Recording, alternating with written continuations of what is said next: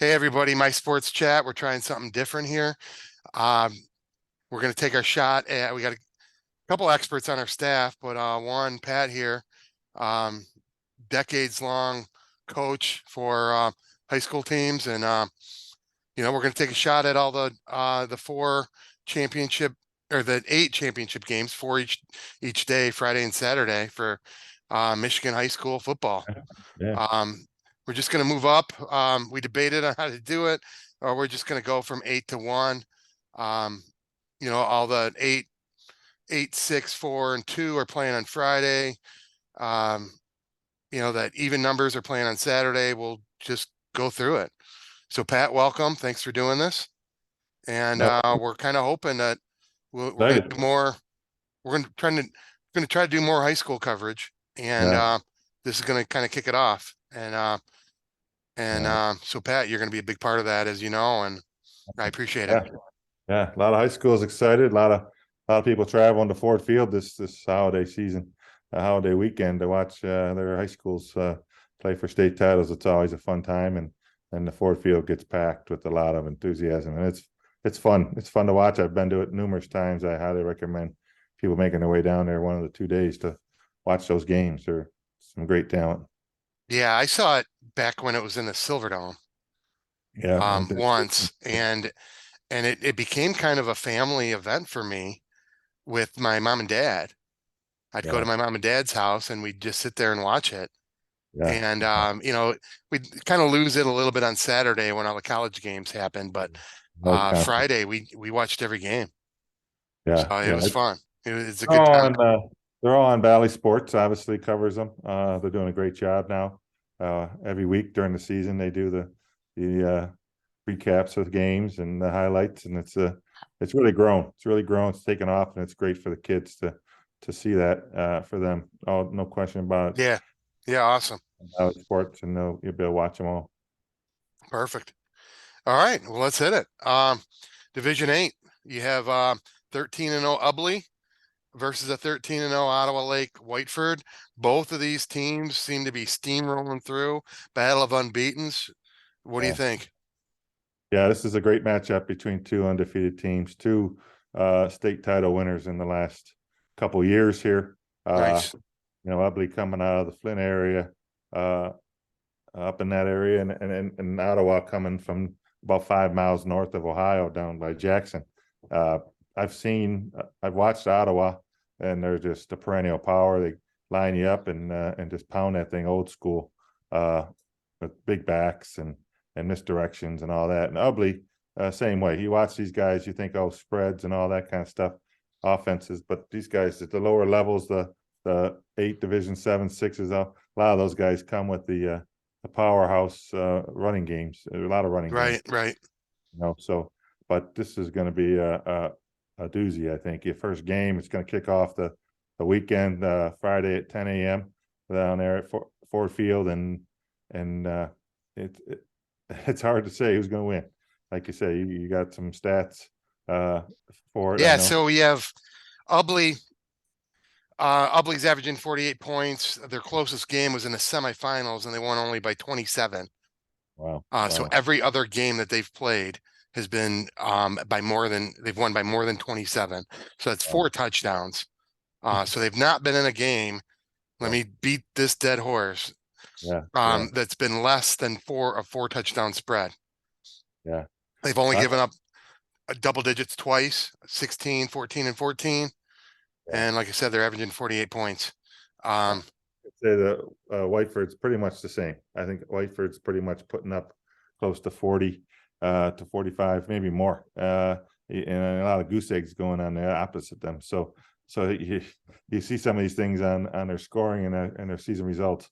A lot of goose egg defensively. So not only do they play great offense, they're shutting teams down defensively.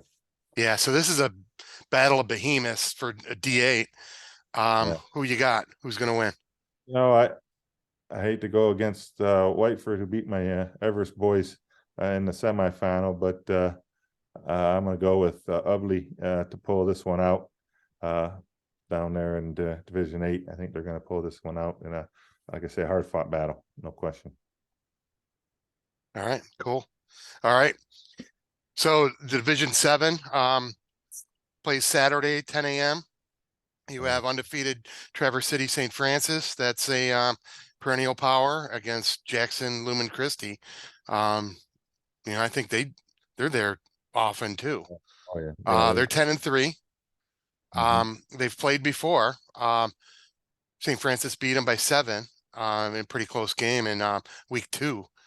Yeah, down Um, in Jackson, they played at Jackson on that one, so Traverse City traveled on that one and beat them. all right. Yeah, that's a big travel for them. Yeah, So, yeah. so what do you got? Yeah, Traverse City, St. Francis, always there, uh, all the time. They they come from that powerhouse up there in Traverse City area with the kids up there to play.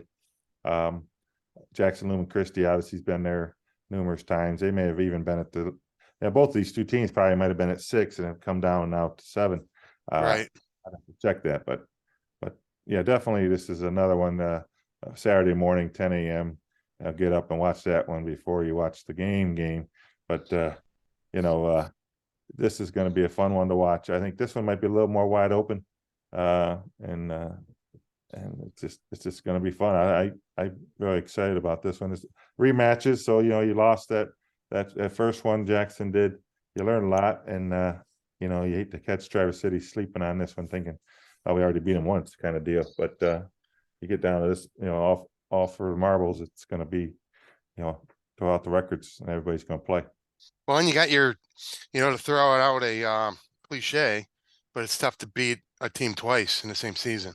Oh yeah, So you yeah. got that, and you got Lumen Christie's getting there with 3 losses, but it was their first 3 games of the year, so they're riding a 10-game winning streak. Right. Um, and Yeah. the 3 losses were all one score, total of 15 points. Wow. St. Francis has beaten everybody by 17 at least. Wow. So who do you got?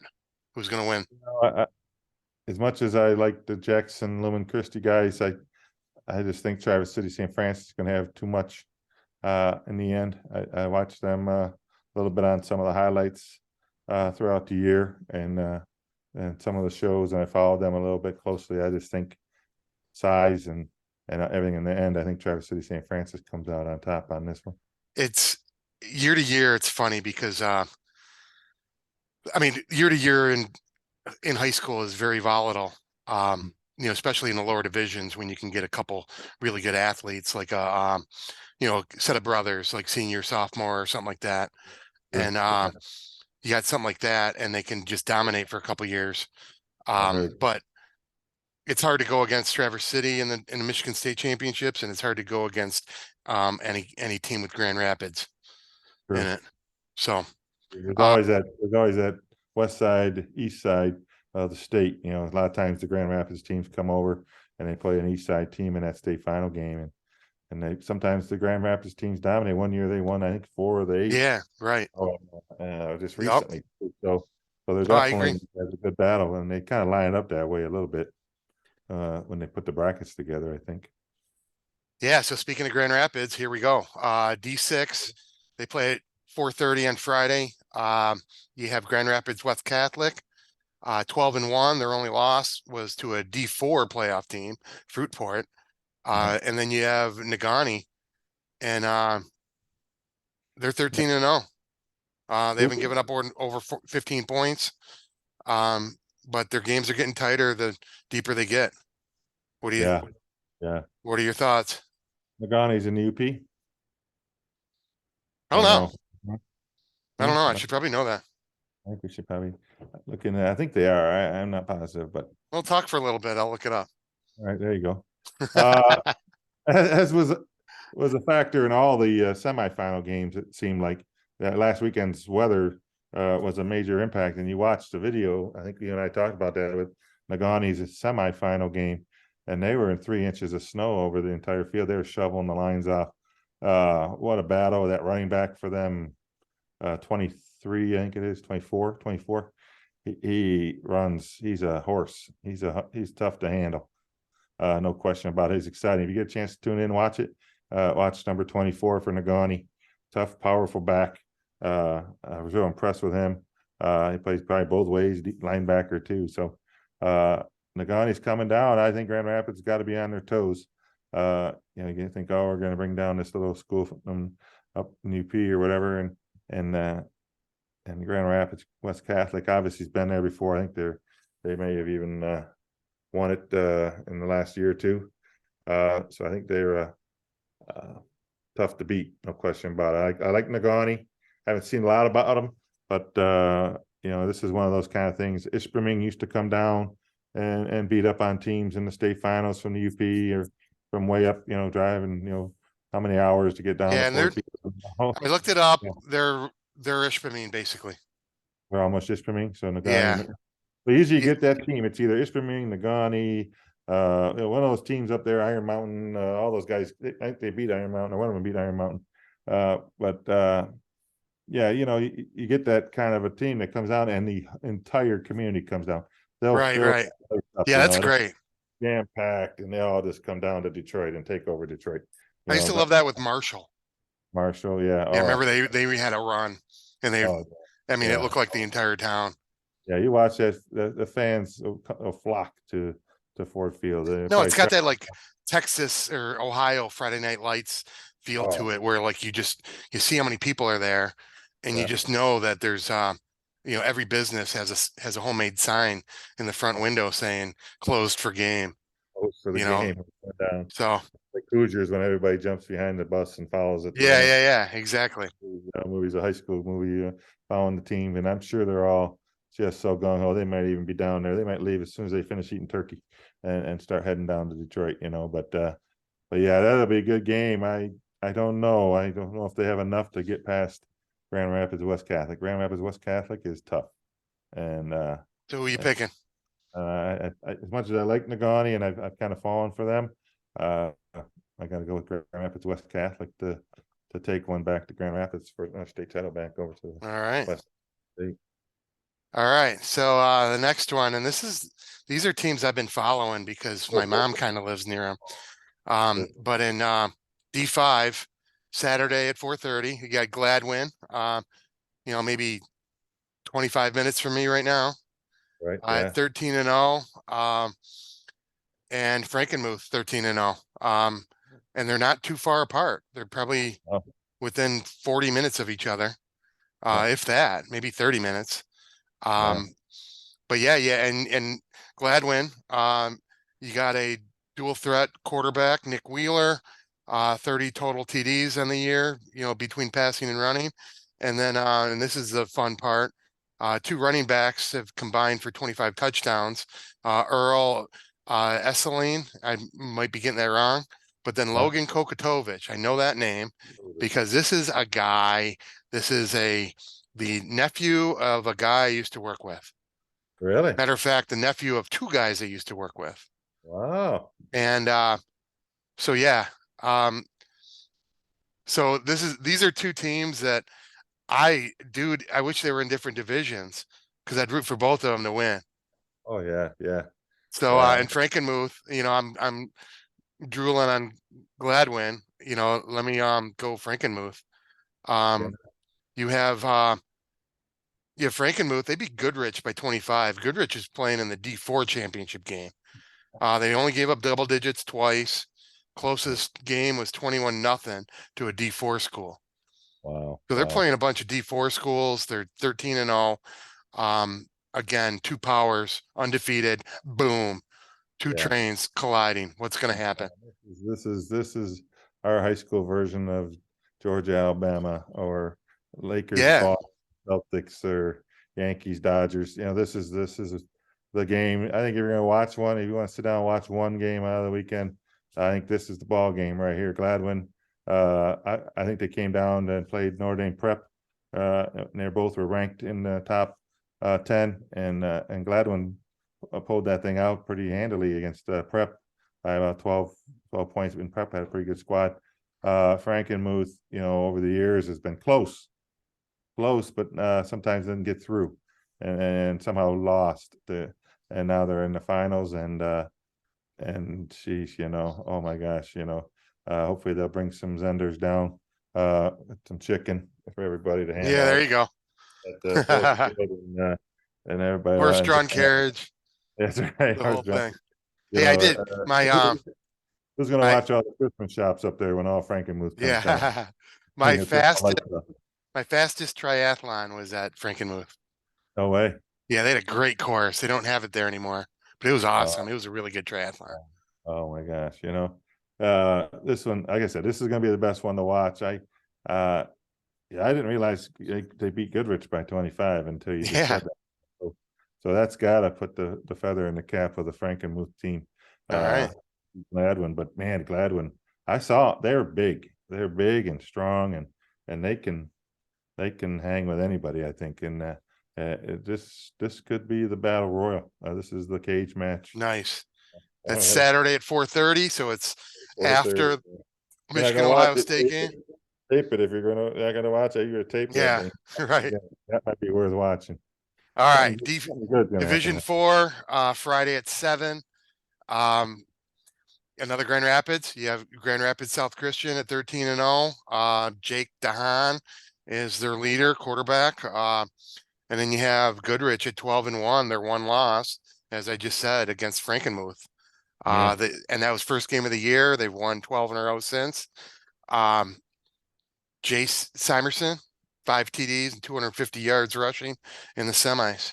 Oh, That's a I big saw that. game. I saw that That's highlight. Number that's 30. Number 30. that's Al Bundy like. Yeah. He'll be Oh my talking God. about that the rest of his life.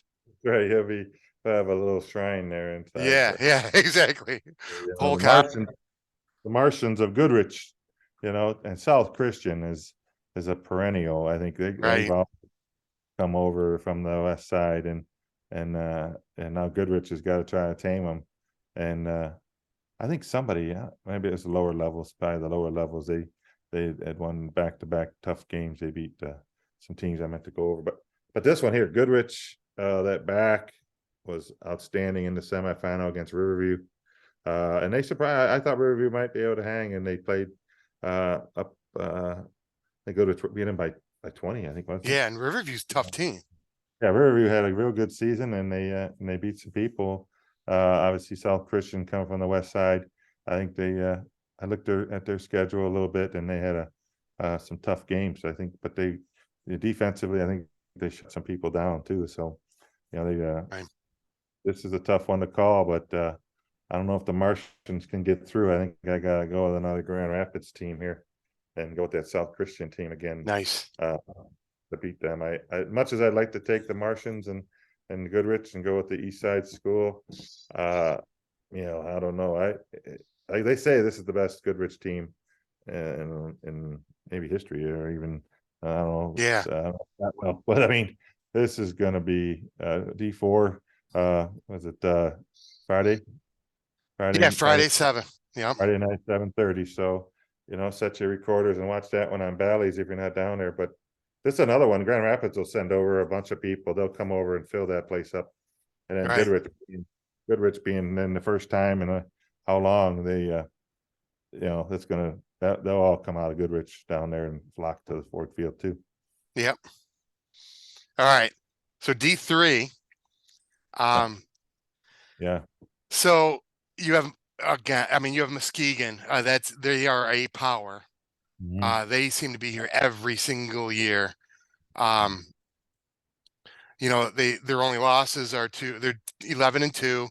They lost to Warren De La Salle, who's playing for the D2 championship, and then Zeeland West, which they avenged later in the season.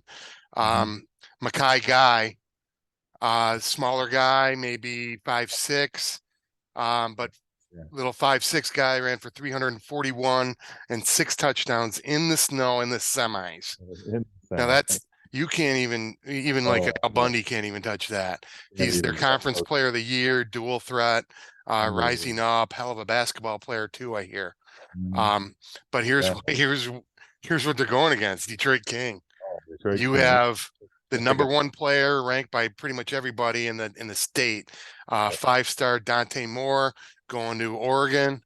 They've lost to they're 9-3, King is, but they lost to 2 Ohio Powers and Cass Tech, of D1 Cass Tech, and they have 4 of the top 15 state players according to Rivals. Yeah. So this is a matchup of behemoths, a couple superstar quarterbacks. What do you got? not only is this prime time, this is the final game of all the state finals. It's Saturday night, 7:30 at Ford Field. On Valley Sports, one of the channels of Valley's, but this one is this is the kids that are going to be playing on Saturdays. You're going to tune into this game and see all these kids from these two teams playing on Saturday afternoons at some colleges around the area. Dante Moore from King is already verbal to Oregon to be quarterback out there at Oregon, and decided between Michigan State, Oregon, and all the other top teams. If you haven't seen that, he's played since his freshman year. He's been starting quarterback at King, so he's just one of the top talents. They're saying he possibly better than the Manning boy, Arch Manning down Right. out of the South down there from the Manning family. But this one will be explosive, big plays, long passes, speed. The speed of this game will be guys flying all over. And size, the lines, both offensive lines are gigantic. Men, they're just men with boys out there, and like I say, this one's a tough one to call, no question about it. I know Who you got? Muskegon's on a run, and they've been playing well. King obviously is king, and I've been there and watched this game before, and when King's played in the Division II, sometimes they come down to 3, but yeah, this one, whew, I gotta go. I'm going with King. I'm going with the east side. I'm going west side here. I took Grand All Rapids. right. I'm going to take King to upend Muskegon on this one. You look at the record, 9-3, but that's very deceiving. I think they could easily be 12-0 or Right. whatever. Well, like I said, they went out of state, and Yeah, they and didn't they've just been play through a lot. Ohio. They played Moeller and Warren Central.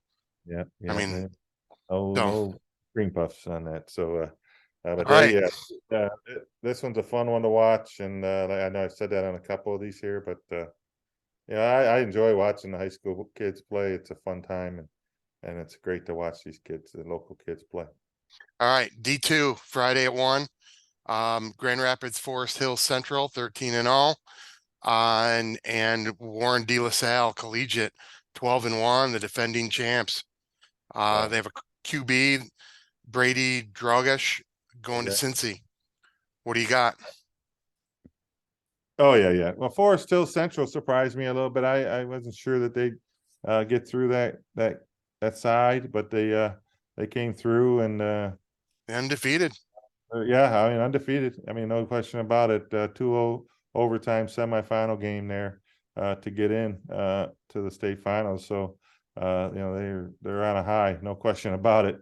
De La Salle, I've watched De La Salle over the years, local on this side of the state here, and a great program they got going there. Drogosh, I've seen him play basketball. He's a big kid. Yeah, it's hard to go against Catholic League. Hard to go against Catholic League. The only loss is De La Salle took was a Rice upset. I think that was Right. 42 middle of the season there, and that was a shocker. Really, but yeah, they hard to go against De La Salle. I'm gonna stick with De La Salle and my Catholic League team here. Defending champs, obviously defending champs is tough. They come in there, Yeah, you get in there and it's tough to win that I agree. back to backers. That possibly could push me to Grand Rapids Forest still. It'll be packed. I mean, Grand Rapids kids will be over. That place will be rocking with the fan base of Grand Rapids coming over Right. here. About it. All right. D1, the game nobody's gonna watch live. Unless you Yeah. uh, 1 o'clock on a go Saturday. against the Michigan Ohio State game, but you have 12-1 Caledonia. They avenged their only loss against Rockford, and then you have Belleville, the Death Star. Yeah. Their head coach just got suspended for 2 full years, including, he'd already been suspended for the end for this playoff. But defending champs, and there's players littered all D1 players littered all over that roster. What do you think?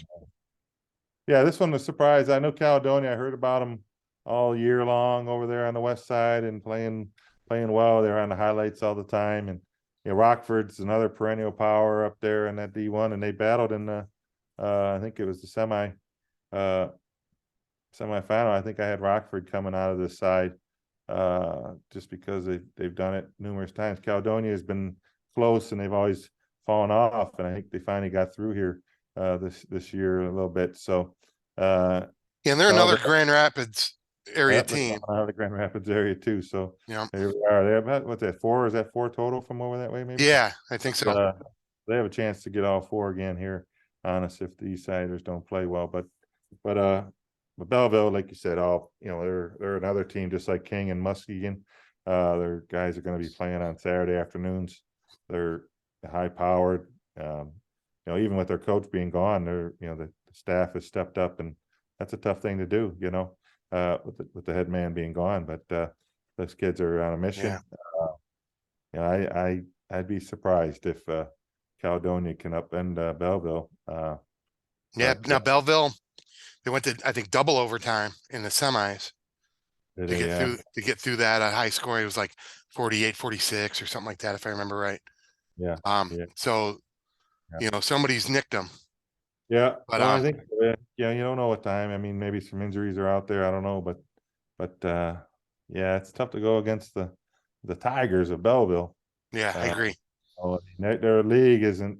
I think Caledonia's league is harder than what Belleville plays probably. But Belleville's Belleville, and they've been there. That's the thing. They've been there before from last year being defending champs, just like De La Salle. So advantage to the teams that have been there before. Don't get caught up. No, and they have the horses, and they've had them for closing in on 10 years now too. Their quarterback for Belleville is phenomenal. I get a chance to tune in and watch him. He's only a youngster too. I think he's a sophomore or junior. He's won it as he's been playing since his freshman year too. So nice. Yeah, but I think All right. Belleville. So you got Belleville. Yeah, here I am going with the 2 East Siders on the last 2 and 1 and 2. That's fine. Belleville and De La Salle, and I don't go with the Grand Rapids teams on that. Well, all right, man. Again, everybody, Pat, first of all, thank you. Oh, good time. And I appreciate it. And everybody else, thanks for watching, and enjoy the games. I mean, these are great games, and they've just gotten a lot better in the last, oh my God, 15 years. Great coverage coming. Yeah, agreed. So anyway, enjoy. Good luck. Congratulations to everybody, every high school team in this that we talked about, and good luck. Thanks, man. All right. Thanks, Pat. Bye, Griff. Thanks, buddy.